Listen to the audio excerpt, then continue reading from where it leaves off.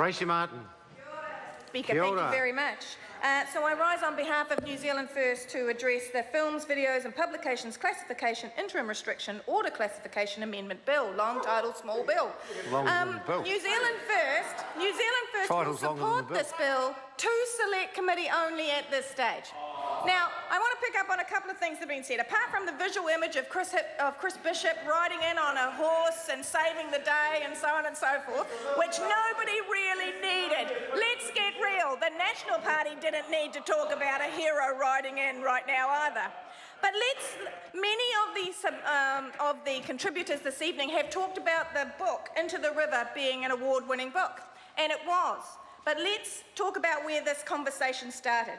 It is a winner of the Children's Book Award, the Children's Book Award. And it was placed on, because it won that award, schools and school libraries bought it in large numbers. Because I remember this as the chairman of the board of Maharangi College, this book was then placed on the shelves for the students to actually access. And at the same time, the librarians began to read the book, as they do in all things. Now, there are things that are inside this book, Mr. Speaker. There are phrases inside this book that I can't say because of the time of night. There are descriptions of actions inside this book that I cannot repeat to you inside this House because it is unparliamentary language. I cannot say them on mainstream television because of the hour of the day. So let's be clear. The first mistake with regard to this book was the category in which it won its award. I'm not making any statement on its literary value. It perhaps should have been the Teenage Award. It could have been the Young Adults Award, but it didn't. It won the Children's Book Award, and it was placed into libraries and into schools, primary schools and secondary schools, for full access. So then, Family First, quite rightly, now Mr. Bishop made a comment, he described Family First as a lobby group. And they are. I would have thought that Mr. Bishop was the last person to talk about lobby groups in any sort of detrimental manner. However, they have absolutely, Family First, as Ms. Dean said, quite rightly used their democratic right to ask for this decision around classification to be reviewed. Now, what we had here was a 6-week ban from the shelves.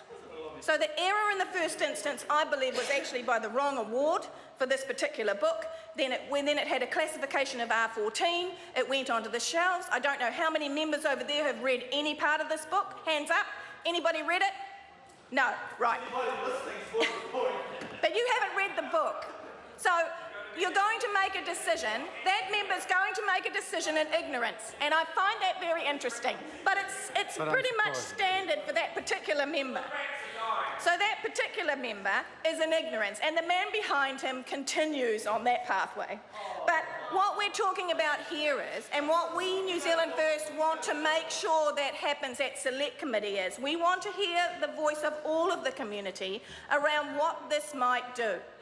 All that happened here was one book, for one time in history, had a 6-week ban while it was reassessed. That's what happened here.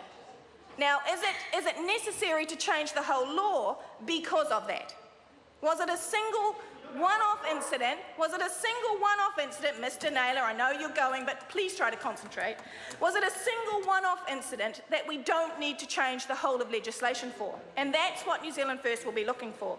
With regard to Mr. Bishop's comment about abolish interim restrictions completely, now that's a wider conversation, and let's hope that that is outside the scope of the bill, because that is a whole nother conversation that should be wider than just this particular Select Committee with regard to how the country sees censorship and protection, because that's what it comes down to, protection of certain age groups and certain demographics. And we heard from Claire Curran the reason why certain things end up getting banned.